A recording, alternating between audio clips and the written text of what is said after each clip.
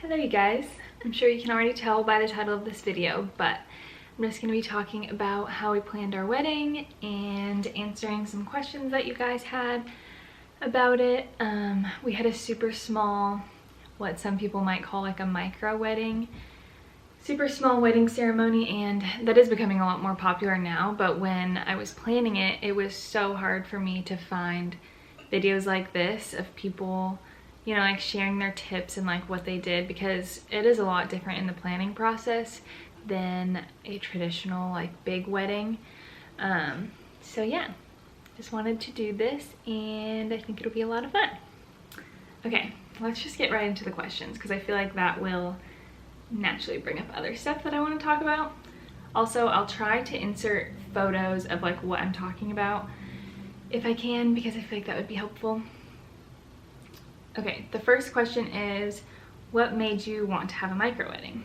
So our initial plan was actually to get married in Norway. That's where a lot of my family is from, and my family has a place up there on the water that is really, really pretty, and I've just always wanted to get married there since I was little. So that was the plan, and then COVID happened, so our plans were kind of like, we had a plan A, which was Norway, and then we had plan B, which was like to have a small wedding here. And with Norway, obviously it was going to be small no matter what, because not everyone is going to fly to Norway for a wedding.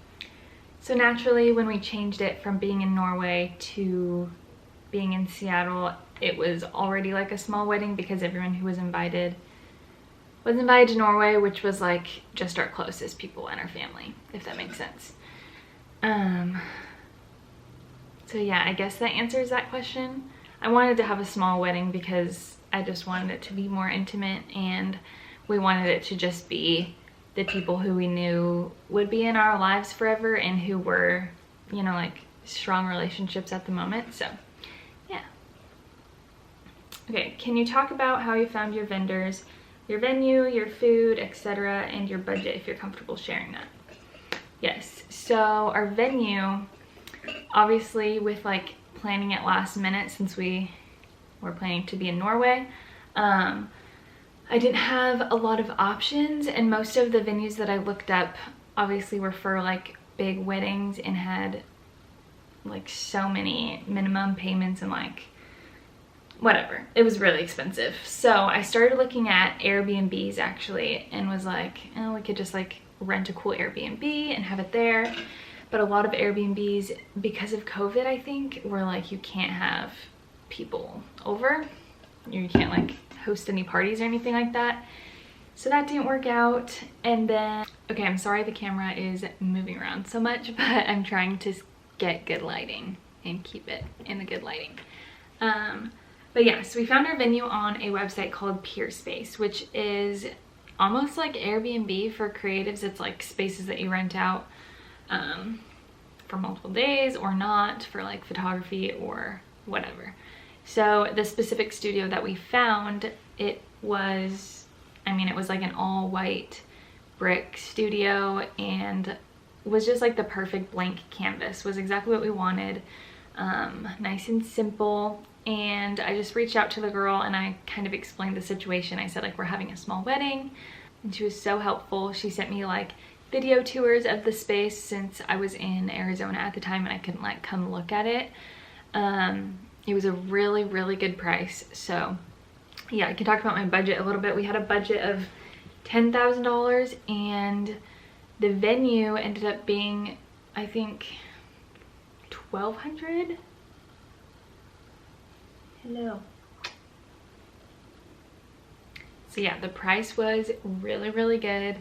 Was like such a small fraction of our budget, which was super helpful. And because we weren't having a lot of people, obviously it just didn't make sense to pay for an expensive venue. So it really worked out. I loved that it wasn't your typical wedding venue where you like had to use their food and they like already have rentals and stuff, just because I wanted to choose all of those things and I wanted it to be like exactly what we wanted. Okay, so I probably should have explained this earlier, but we had a very small wedding ceremony, and then we had a larger open house style reception. So I did have food for that, but at the same time, I didn't want your traditional reception where everyone was like sitting at tables and it was like this organized timeline of things to go on during the reception, if that makes sense. So we had a open house style reception. So with that, I decided for the food, we did charcuterie. Basically, it was like a really big grazing board, as they call it, just like a big charcuterie thing. And then we had coffee from some of our best friends who have a coffee cart, actually. So we had them. We had at the charcuterie place, which I just found online, and they were really great. Yeah, so I think those are the only vendors really that we had. The next question is, what made you have a micro wedding rather than a big wedding? Which I kind of already talked about a little bit, but we just knew we wanted it to be more intimate. And with originally having it in Norway, like I said, it was already kind of planned out to be a really small wedding. We wanted it to be really laid back, really, you know, like relaxing and fun. And we just knew that we wanted, you know, everyone there to be people that we had a relationship with and saw ourselves staying friends with and staying close to. So yeah. Okay, the next question is, how did you choose who would be there? Naturally, we just wanted all of our closest people, if that makes sense. I know that sounds kind of dumb, but like we invited all of our family and then like all of our best friends. So yeah. How did you navigate awkward conversations about who's invited and who's not? So the nice part about this, or the nice part about how we did it with the like open house style reception at the end, it was nice because we could have, you know, just our family and our closest friends at our actual wedding ceremony, and then for the reception afterwards we invited, you know, more friends and family friends and stuff like that. So everyone who has a relationship with us was invited. There wasn't anyone who it was like, oh my gosh, I wasn't invited. It may have been a little bit awkward for people who maybe thought they should have been invited to the actual ceremony, but it was nice that they were, you know, at least invited to the reception. I feel like that made it easier and less awkward and uncomfortable. I don't know if that really answers the question. But we also said, like, if there was anyone who asked and was like awkward about it, we could invite them to the reception. Like, it wasn't really a big deal. So yeah. Okay, the next question is, how did you choose your theme and did you regret anything on that day? We didn't necessarily have a theme, I wouldn't say. Naturally, we chose like neutral colors and very simple decor. We honestly didn't really have any decor just because I wanted to highlight the space. I really liked how pretty it was with the white brick walls, and the space actually already had like lots of plants in it and stuff that I wanted to use. So I'm trying to think. I think the only decor that we had was like my banners that I made. I have one back here. My banners, and then I think baby's breath in like little white vases, and that was pretty much it. And as for like invites and stuff for the theme, it was the same, just like very simple neutral colors. Yeah, and since we didn't have like a bridal party, we didn't even really have to choose like colors for our wedding, so that was nice. I really liked it that way. Oh, and did I regret anything on the day? Not really. It honestly went like very smooth. It went better than we thought it was going to. Yeah, there was nothing that I regretted. It was perfect. What was your favorite part or detail? One of my favorite details was definitely that we wrote a letter for every person that was going to be at the ceremony, and we like left their cards on their seat for when they got there. We did do assigned seating just because it was so small and I didn't want like a family to not get to sit together or like a couple to not get to sit together. So we did assigned seating, and it made it perfect to just put their cards on their seat, and then they could open that and read it as they were waiting for the ceremony to start. So that was definitely my favorite part. Where was your dress and your ring from? Loved the simplicity. Thank you. My dress was from Grace Loves Lace, which is a bridal store that is almost everywhere now. They started in Australia, but they have stores everywhere, and I went to, I think, 2 stores before I went there, maybe 1. And I had always like had my eye on a few dresses from Grace Loves Lace, so I was excited to go there. And I found 2 dresses that I really liked from there, but one specifically that like fit everything that I wanted and was in the budget. But I was like, oh, I have so much time, like I'll think about it and I'll decide later. And I actually looked at getting a really cheap dress like on a website online, because my dress was very simple and it probably was something that I could have got somewhere else for cheaper. But trying it on at Grace Loves Lace and feeling how like soft the silk was, I was like, I love it. And I actually hadn't even decided to officially go with this dress. It was the Arlo dress from Grace Loves Lace. And I woke up one morning to an email from Grace Loves Lace saying, we're discontinuing the Arlo dress, like this is your last chance to get it this month, blah, blah, blah. And when I saw that email, that's like what made me officially decide. I was like, yes, I want this dress. So then I ordered it, and yeah. So it's from Grace Loves Lace. It's the Arlo dress. It's like pure silk, very simple, and I love it. My ring is from Olive Ave, and Tyler's ring is also from there. Mine is called the Ray, and it's in like the radiant cut, and it was the 9x7 size. But yes, I love my ring.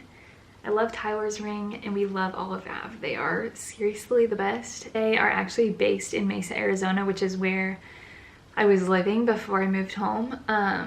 So it was nice because I could actually go there and try on their rings, and it was easy to get it resized and all of that stuff. But yeah, Olive Ave is the best.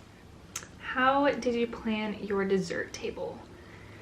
My dessert table. Okay, I looked at a lot of ideas on Pinterest for my dessert table actually. It was hard to gauge like how many people would want dessert, how many people would eat dessert, since it was like an open house style. But I knew that there were gonna be kids there, so I got cake pops for the kids, which were so cute and so good. They were just like covered in white icing, and they were cookies and cream flavor. And the person that baked my cupcakes, cake, and cake pops was actually someone we found through a family friend, and she did a very good job. It was so good. But yeah, I knew that I wanted those 3 things, and I had like inspo pics from Pinterest. But then as it started to get closer, I was kind of worried. I was like, oh, is it gonna be enough? So we were thinking like we can just make cookies or like something simple to bring there. That way we don't have to like order, you know, it was like too last minute to order from anyone. Yeah, but then I can't even remember. It was close to my wedding. My old boss and my friend Steph at Decked at Macaron, where I used to work in Phoenix, texted me that she was sending me macarons for my wedding. And that was the best surprise ever. I was like, oh my gosh, because I really wanted to have the macarons at my wedding regardless, but it became too complicated to like get them down there. Yeah, I was very sad that I wasn't gonna get to have macarons at my wedding, and then they surprised me that they were sending them with my friend Jordan. So it worked out perfect, because then I had the macaron tower with the cake and the cake pops and the cupcakes. So it ended up being perfect. It was the perfect amount. There was extras. It was great. This question says, the hardest part of the planning process. Honestly, the hardest part for me was planning how the ceremony was gonna go, because I knew I didn't want it exactly like a traditional wedding. It was hard to find ideas. Like I said, like I would look up videos on YouTube of people planning small weddings and try to get like a gist for how their ceremony went, but I couldn't find a lot of stuff. So yeah, that was honestly the hardest part. Tyler and Tracy that married us were very helpful. They helped us with like the run sheet and stuff like that. But yeah, I would say planning the ceremony's run sheet and like timeline was the hardest part in the planning process for me. How to pull it off without feeling like you're excluding people. So the way that we did that again was having the big reception at the end, it made it easy to invite like whoever to that, because it was open house. We didn't have to like buy, you know, chairs for everyone or like get an RSVP of exactly how many people were gonna be there. It was super easy to just be like, oh yeah, you can bring a +1, like, yeah, bring your friend with you, because yeah, I keep repeating myself, but because it was like an open house reception, it was easy to just, yeah. Do you feel like you missed out on anything with not having a big or traditional wedding? Honestly, no. I feel like it was exactly what we wanted. It was so much fun. We're so laid back, so to have the open house style reception at the end was the best, because we literally got to walk around, talk to everyone, like eat with everyone. It was so much fun, and it was nice to not be like, oh, you have to sit down at this time, oh, we're gonna do dancing at this time, oh, you know, it was just like go with the flow. It was perfect. If I did have to choose one thing that like I missed out on with not having a big wedding, it would probably just be that we didn't have bridal parties, because it was gonna be in Norway, like I said, and to ask like all of our best friends to, one, buy flights to Norway, two, buy like dresses and suits, it was just like a lot, and I was like, I'm not gonna do that. So yeah, that would be the one thing, but it was fine because everyone who like would have been in our bridal party anyway was at the ceremony and got to be a part of it, so it didn't matter. We did still have a flower girl and ring bearer. My niece and nephew were the flower girl and the ring bearer, so we did still have like them go up before me, so it wasn't like, you know how it's usually like a bridal party that goes up and then like the flower girl, whatever, and then the bride comes down the aisle. At least we had them go down the aisle before I came. What is something that you're so happy that you did and something that you regret not doing? Something I'm so happy we did was the letters on everyone's seat. That made it super, super special and intimate. And another thing is doing worship and communion. We had our friends Tracy and Elijah sing worship, and then we did communion, which we actually had the little communion cups under everyone's seat so that they could do communion with us as we did it like up front at our table. I really liked that it got to be, you know, like a collective communion with everyone, and it wasn't just everyone watching us do communion up at the front, so that was really, really special. Okay, advice for people wanting to have a small wedding. Go for it, do it. There's so much more flexibility, like you can do whatever you want. Just worry about what you want and what your spouse wants and what's gonna make the day the most special for you guys. And even doing something like we did with the big reception after was a great way to do like both. That way you can kind of invite, you know, a lot of people to the reception and still have like a really small intimate wedding. I feel like that was the perfect way to do it, and I would definitely recommend. So yeah.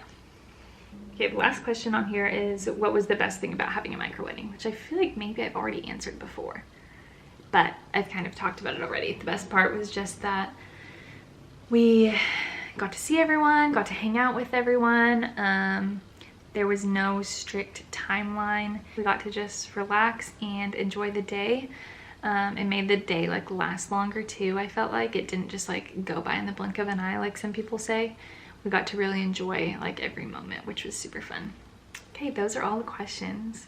I'm trying to think of anything else that would be useful or helpful.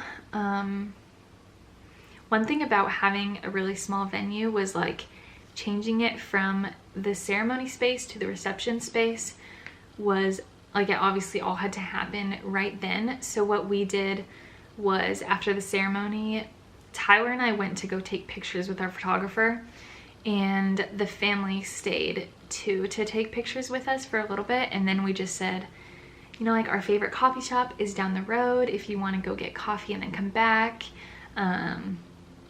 You know, we didn't make people stay, and they didn't have to stay because it was in the middle of Seattle and there's like things to do around. But there was also, you know, like areas of the space with couches, so they could just sit there and wait. And a lot of people actually just helped like transform the space into the reception space as well.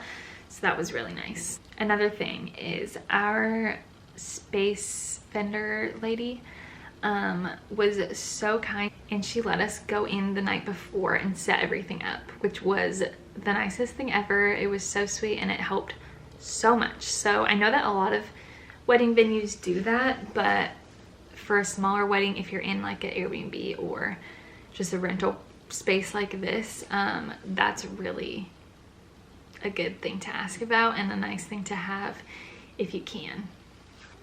Another thing that we did that made it really special, even though we didn't have like a bridal party to have like bachelor parties with and stuff, the day before the wedding, we had planned to do like a lake day at my cabin, but it ended up not being very nice. So we went out to coffee with like all of our friends from Arizona that had come in and just enjoyed the day with them, which was super fun. Okay, I think that's all that I can think of right now to talk about. I know that there's probably so much more, but I really can't think of anything right now. So if you guys have any more questions, you can leave them in the comments below and maybe I'll do a part 2. But yeah, thank you for watching, and please like and subscribe, and I will see you later. Bye guys.